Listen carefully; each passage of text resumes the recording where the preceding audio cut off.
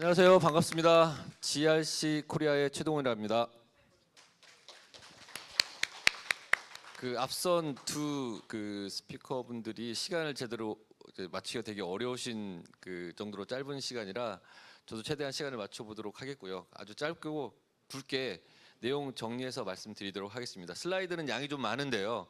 이걸 조금 더 줄여서 설명을 드리도록 하겠습니다. 제가 오늘 발표할 내용은 리퀴드 쿨링 중에 이제 이머전 쿨링이라고 해서 액침 냉각 쿨링을 조금 더 중점적으로 말씀드리겠는데요. 액침 냉각도 하나의 리퀴드 쿨링의 일부이기 때문에 그 부분 조금 더 전체적인 시장이라든가 기술 트렌드 이런 것들에 대한 내용을 말씀드리도록 하겠습니다. 데이터 센터의 직면 과제 중에 저희 GRC라는 저희 회사의 기준에서 봤을 때 가장 많이 최근에 요청받는 것들이 이제 이 고발열 고성능 컴퓨팅 사용에 관련된 요청들을 많이 받고 있습니다. 이유는 실제 예전에 공랭식 방식에서 운영되었던 대부분의 서버들을 이제 어떤 한계가 있거든요. 예를 들어 렉당 한 20kg를 넘게 되거나 30kg 넘게 되면은 공랭식으로서는 쿨링의 용량이 부족하기 때문에 쿨링의 용량을 조금 더 늘릴 형태, 최적화시킬 형태로 실제 서버를 공기로 시키지 않고 액체로 시키는 방식들을 대해서 고민을 시작했어요. 그래서 그런 부분 때문에 저희를 찾으시거나 아니면 이런 기술들을 검토하고 있는 고객들이 일반 엔터프라이즈 시장에서 먼저 시작하게 됐습니다. 네, 여기는 실제 데이터 센터 시장 동향인데요. 그렇게 깊게 보시진 않겠지만 데이터 센터의 전체적인 시장을 보통 한 370조 원 이상으로 보고 있고, 이 중에 리퀴드 쿨링을 한 15조 원 이상으로 좀 생각하고 있습니다. 2027년까지. 당연히 데이터 센터가 가장 많은 국가가 이제 압도적으로 미국이 1위이고요. 때문에 저희 회사도 미국 회사입니다. 그래서 이런 기술들을 조금 더 빨리 적용하고 레퍼런스를 많이 만들어서 조금 더 안정적인 시스템을 구축함으로써 고객의 컴퓨팅 환경을 조금 효율적으로 운영할 수 있게끔 도와드리는 게 저희의 역할이긴 한데요. 일단 데이터 센터의 인프라적인 요소를 먼저 말씀을 드리면, 센터 안에서 실제 우리가 PUE라는 단어를 용어를 쓰고 있는데요. 에너지 효율을 높일 수 있는 최적의 방법을 많이들 고민하고 계세요. 그렇기 위해서 외기 냉방도 쓰고 얘기를 하지만은 실제 일반적인 데이터 센터, 공랭식 데이터 센터에서 전기를 가장 많이 쓰는 게 1번은 아무래도 당연히 컴퓨팅이겠죠. 그 다음으로 가장 많이 전기를 쓰는 게 쿨링입니다. 쿨링을 어떻게 잘하느냐에 따라서 데이터 센터의 PUE가 1에 가까워질 수 있고요. 1에 가까워진다는 것은 한전에서 받는 전기의 대부분을 컴퓨팅을 운영할 수 있는 형태의 전기로만 전환한다라고 보시면 됩니다. 근데 현재 공랭식 방식으로서 일반적인 쿨링은 30% 이상을 쿨링으로 씁니다. 쿨링이라는 것 자체가 우리가 항온항습기 또는 이제 쉽게 얘기해서는 이제 에어컨을 돌리는 데 쓰는데, 그거를 어떻게 줄이느냐. 리퀴드, 특히 이제 이머전을 쓰실 경우에는 저희 33%가 3으로 줄어들고요. 또 컴퓨팅에서도 5%의 절감 욕구를 가져갈 수 있습니다. 그 이유는 제가 뒤에서 말씀드리겠지만 제품을 실제 익침화 시키는 데 들어가는 여러 가지 요소들이 빠지기 때문에 그럴 거죠. 제가 정확히 말씀드릴 수 있는 부분은 이 부분입니다. 일반적인 데이터 센터의 쿨링 방식들이 계속 진화를 하면서 20kg, 30kg를 넘어가면서 실제 이제 리퀴드를 쓰게 되는데요. 오늘 제가 조금 더 구체적으로 말씀드린 이 리퀴드 안에서의 이머전은 마지막 끝 단계까지 갈 수 있는 캐퍼스를 제공할 수 있습니다. 그 말인즉슨 우리가 가지고 있는 쿨링 기술 중에 가장 마지막 단의 기술이 이머전 쿨링이라고 보고요. 실제 미디어에서 많이 보시겠지만 조금 이머전 쿨링 많이 얘기 나오고 있죠. 그런 이유가 우리나라가 아무래도 다른 나라보다 좀 새로운 기술을 적용하는 데 검토 같은 걸 많이 하시거든요. 특히 우리나라 같은 경우는 이 오일 회사들이 많기 때문에 이 리퀴드에 사용하는 오일, 용액을 개발하는 회사들이 우리나라에 많이 있습니다. 그래서 그런 것들이 이 리퀴드 이머전 쿨링을 국내에 적용하는 사례를 만들어가는 과정이라고 말씀드릴 수가 있고요.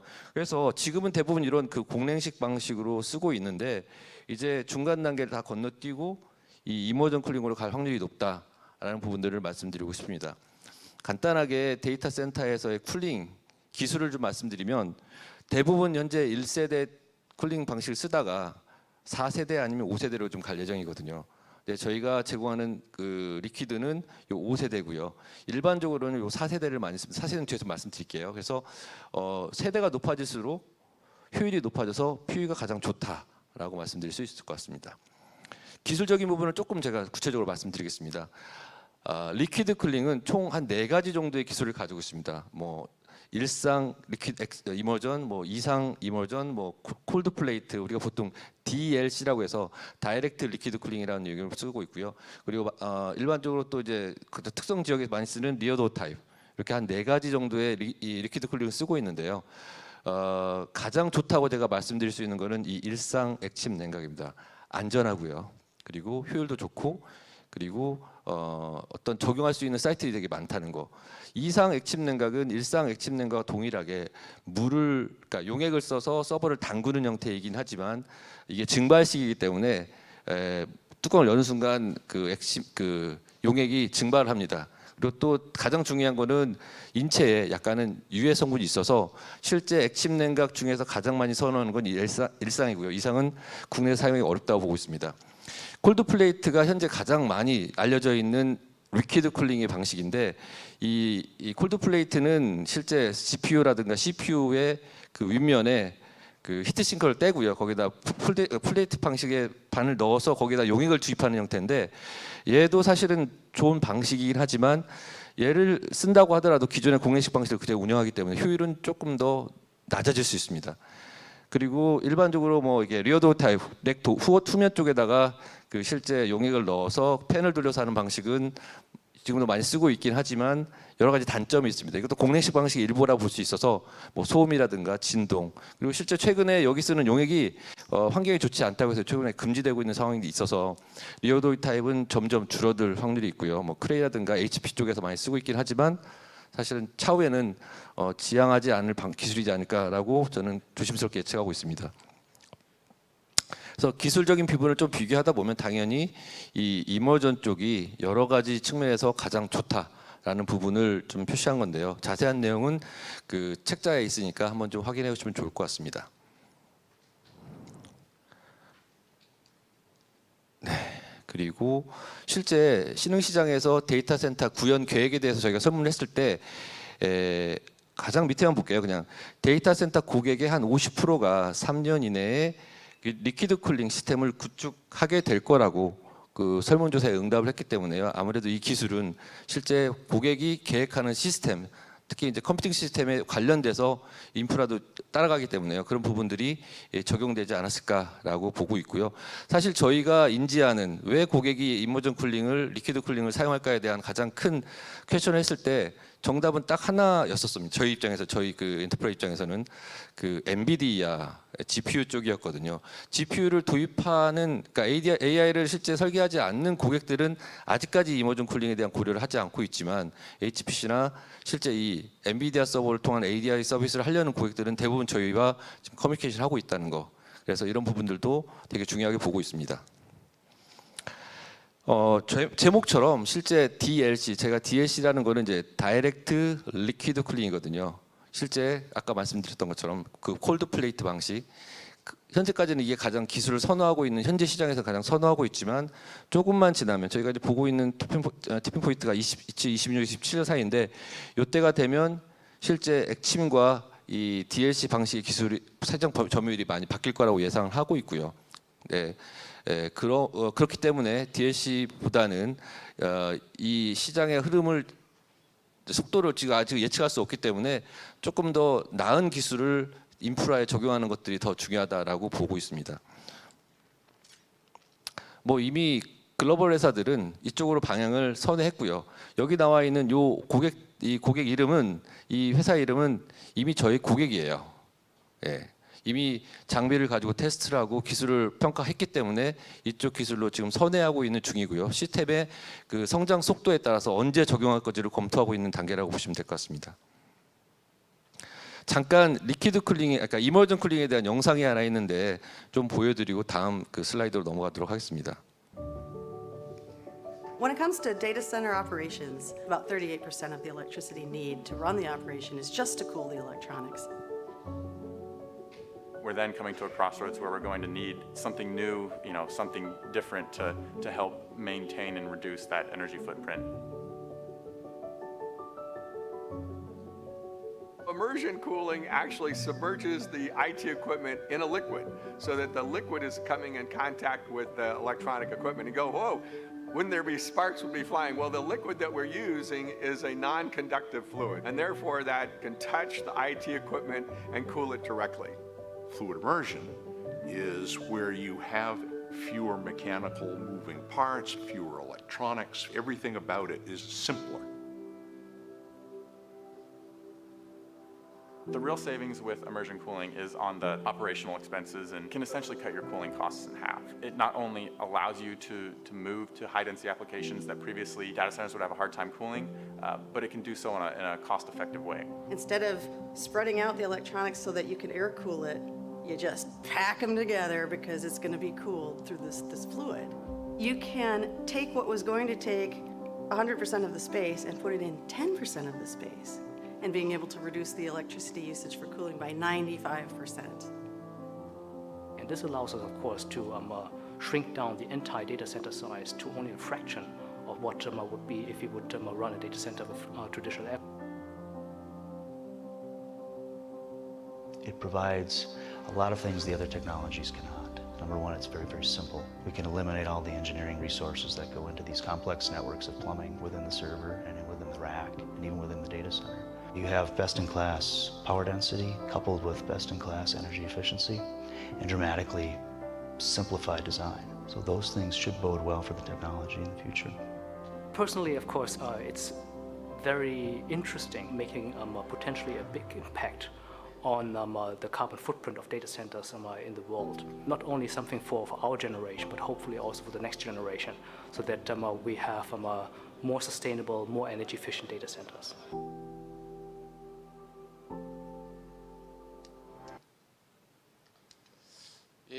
이게 저희 영상이 아니고요. 3M에서 만든 영상입니다. 3M은 한 10년 넘게 이 그 액침 용액을 개발한 회사인데 그 액침 냉각, 이머전 쿨링에 관련된 장점들을 좀 나열한 거고요. 사실 제가 자막을 입혔는데 이게 하면서 자막이 빠진 것 같습니다. 좀 이해 부탁드리고요.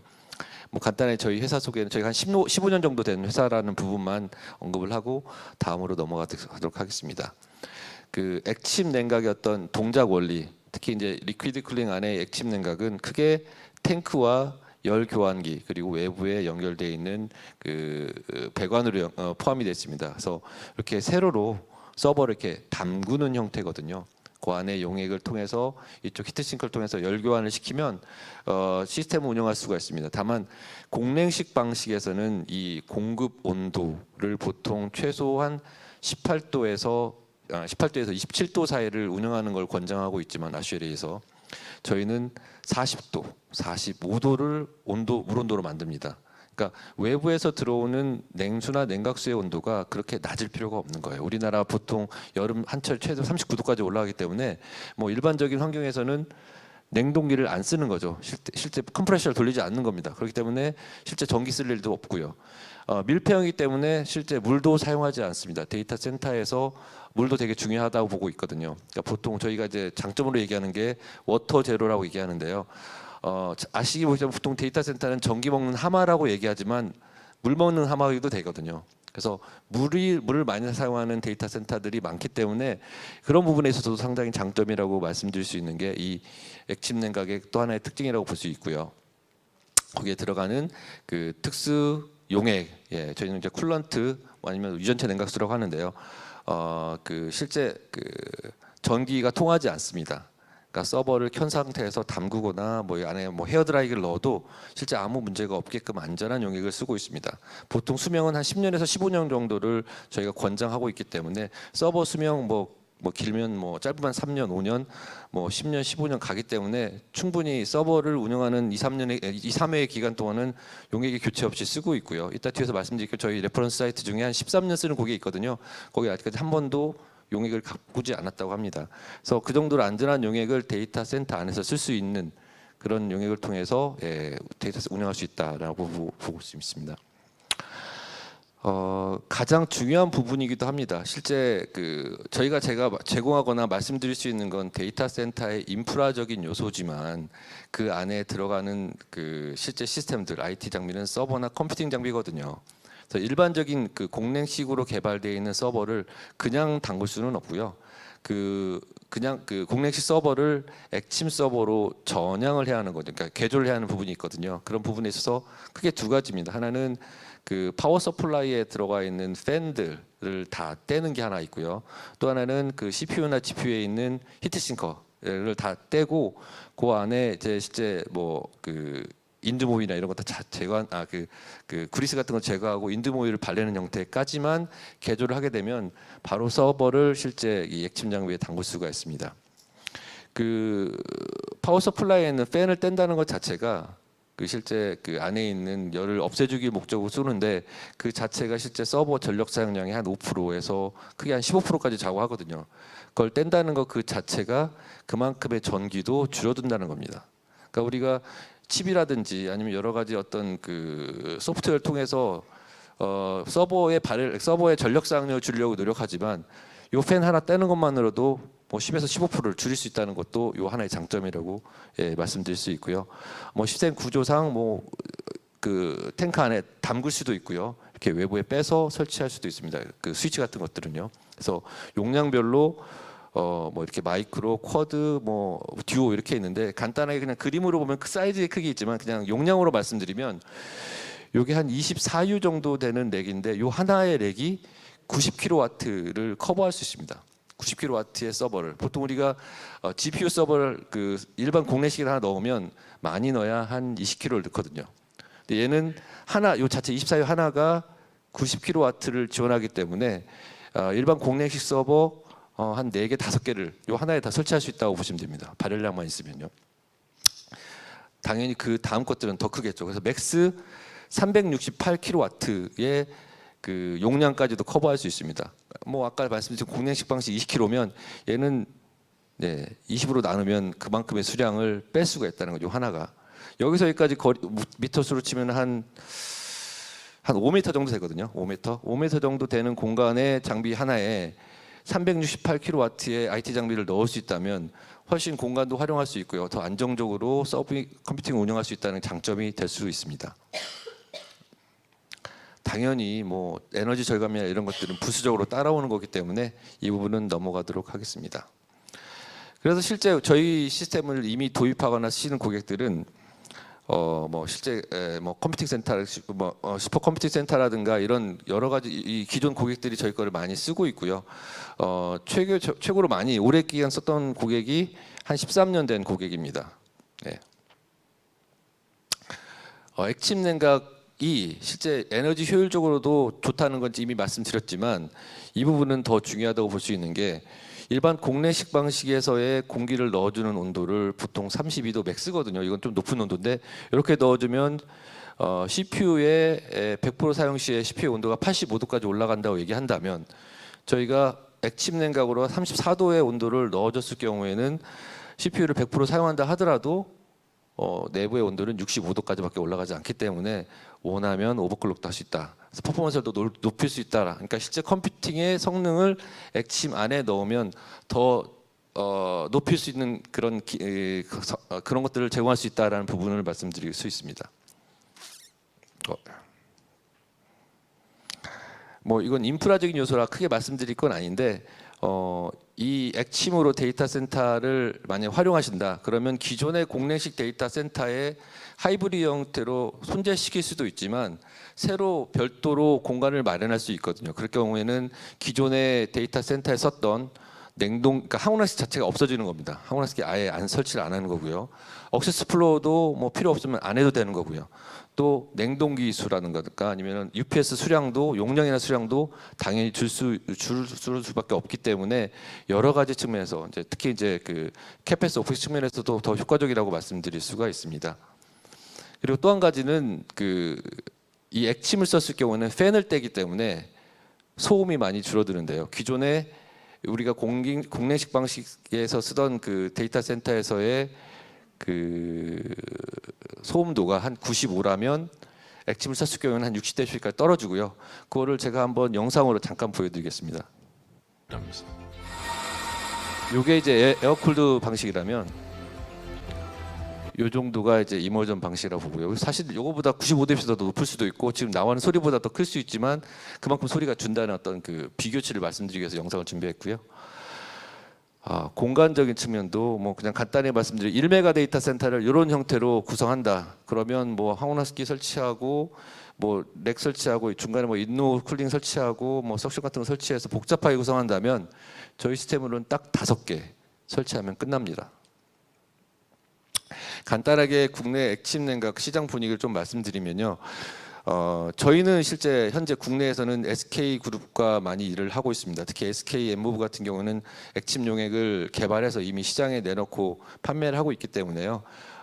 SK랑 많이 일을 하고 있고요. 물론 SK 말고도 다른 용액 회사와도 저희가 협업해서 용액을 공급하고 탱크를 공급하긴 하는데요. 국내에서는 주로 이제 SK나 뭐 GX 칼텍스 뭐 여러 회사들이 실제 용액을 제작해서 이제 비즈니스를 확대하고 있는 분위기고요. 그렇기 때문에 저희 국내 첫 번째 가장 큰 레퍼런스는 SK텔레콤 쪽입니다. 그래서 보시면 이렇게 저희가 코드 제품을 설치를 해서요 이미 POC를 했고요. 여기 안에 실제 렉이 4개짜리인데 실제 부하를 맥스 올려서 한 120kg까지 만들어 봤거든요. 테스트로 만들었을 때에 실제 일반 공내식 방식 대비해서 PU가 한 1.038. 이 말인즉슨 이 데이터 센터에 쓰는 모든 전기의 97%, 96%를 다 이 서버 돌리는 데만 썼지 나머지는 쓰지 않았다는 얘기입니다.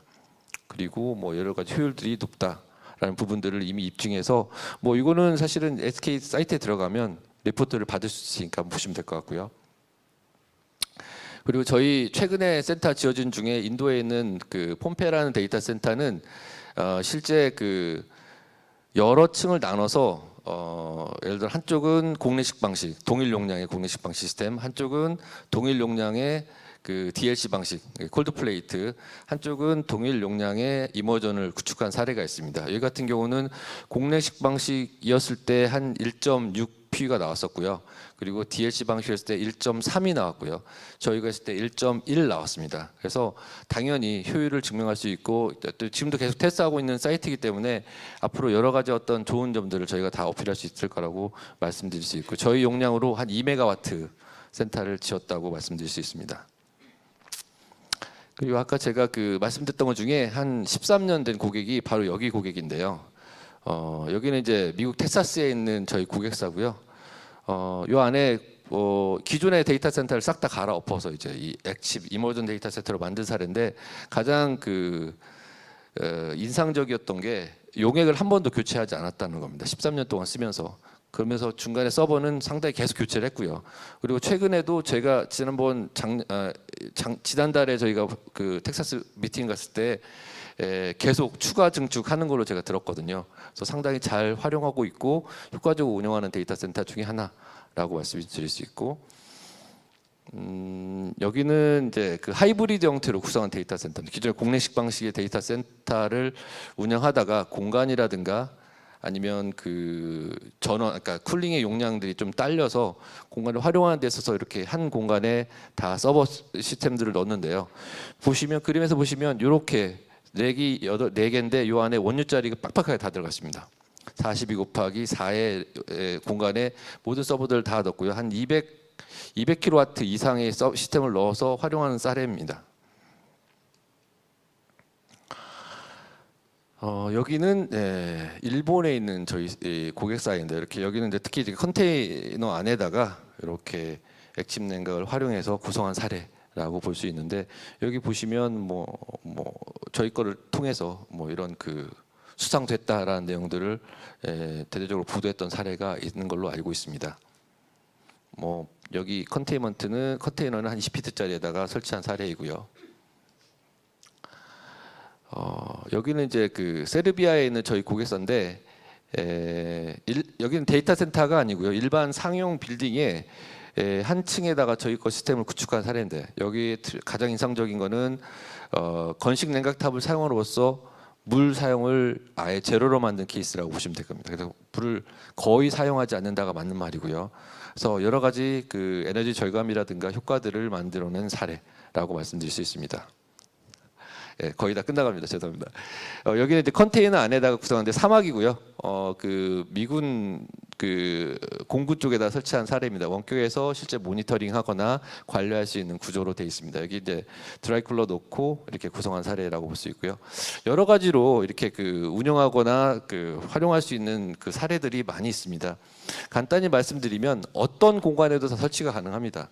그러니까 실제 여기도 설치가 가능하고요. 필요하면 100원만 있으면 되거든요. 일반 데이터 센터는 구성하려면 최소한 에어컨을 설치하든 항온화를 설치하든 뭐 UPS를 설치하든 뭐 예를 들어 이런 것들이 필요하지만 얘는 실제 뭐 창고든 아니면 뭐 지하든 이렇게 100원만 들어가면 설치가 가능합니다. 가장 중요한 건 하나가 있죠. 이제 무게, 무게가 좀 높기 때문에 무게를 고려한다면 어디든 설치 가능한 사례라고 볼 수 있고요. 현재 시장의 분위기를 보면 이렇게 좀 요약 정리할 수 있을 것 같습니다. 현재 이 액침 냉각으로 강한 협업 관계를 가지고 있는 이 서버 회사들, 인프라 회사들, 용액 회사들이 있겠고요. 그리고 중립적인 역할을 하는 회사들, 그리고 협업을 강화하는 단계가 있다면 현재 앞으로 이 발전 단계가 필요한 엔비디아라는 회사가 액침으로 조금 더 협조적으로 제공을 한다면 이 액침 냉각 시장이 조금 더 앞당겨질 수 있고요. 최근에 엔비디아에서 그 이머전 쿨링, 리퀴드 쿨링을 지원한다고 얘기하고 있거든요. 그러니까 리퀴드에서 다음 단계가 이머전이니까 그 다음 단계까지만 잘 지원한다면 이머전이 훨씬 더 시장에 빨리 나올 수 있을 거라고 봅니다. 뭐 여러 가지 생태계 파트너들 이렇게 있기 때문에 시장의 전망은 상당히 좋고요. 그래서 뭐 제가 간단하게나마 그 리퀴드 쿨링 중에 이머전을 소개시켜 드렸지만 이런 부분들이 이제 실제 사이트에 대한 플랜을 하시거나 데이터 센터를 구성하시거나 준비하실 때 조금 더 도움이 되시고자 하는 바람을 갖고 마무리하겠습니다. 감사합니다. 네, 최동훈 이사님 발표 같이 들어봤습니다. 어떻게 보셨을지 궁금합니다. 혹시 질문 있으시면 하나 정도 받아볼까 하는데 혹시 있으실까요? 네, 부탁드립니다.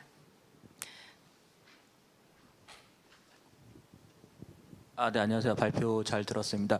그런데 저희도 이제 액침이라는 거를 빨리 좀 왔으면 좋겠는데 한 가지 이제 좀 궁금한 게 액침 냉각하는 모든 게 거의 일렬로 가잖아요. 저희가 데이터 센터를 높게 짓는 이유가 서버를 이제 더 높게 이제 더 좁은 공간에 높게 하려고 그러는데 액침 냉각하는 모든 게 거의 일렬 이제 1층으로만 단수로만 되다 보니까 그 높은 공간이 조금 아쉬울 때가 있는데 그래서 혹시 이제 층별로 이제 뭐 이렇게 한다든가 해서 좀 더 직접도를 혹시 쌓는 그런 솔루션이 있으실까 해서 좀 궁금합니다.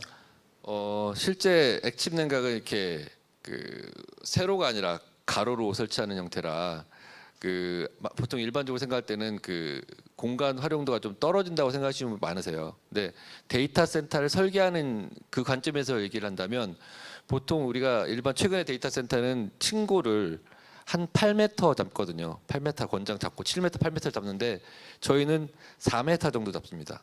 그러니까 전용 센터를 짓는 개념에서 액침 전용 센터를 짓는다면 층고를 하나 더 낮출 수가 있는 거죠. 하나 더 높일 수가 있는 거죠. 그런 형태로 공간 활용도를 높일 수가 있다고 제가 말씀드릴 수 있고 이걸 액침을 이중화시켜서 올릴 수 있는 방법은 아직까지는 없습니다. 네. 네, 감사합니다. 여기까지 진행해 보도록 하겠습니다. 좋은 발표 진행해 주신 최동훈 이사님께 큰 박수 부탁드립니다.